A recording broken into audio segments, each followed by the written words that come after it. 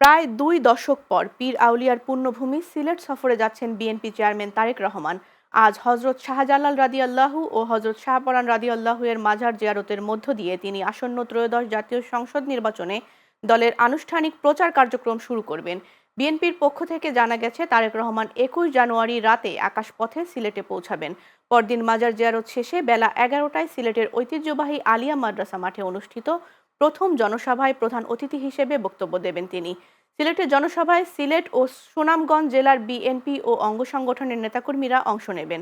এরপর দুপুর ১টার দিকে তিনি সড়ক পথে মৌলভীবাজার জেলার সদর উপজেলার খলিলপুর ইউনিয়নের শেরপুর এলাকায় অবস্থিত আইনপুর প্লে গ্রাউন্ড মাঠে দ্বিতীয় জনসভায় যোগ দেবেন।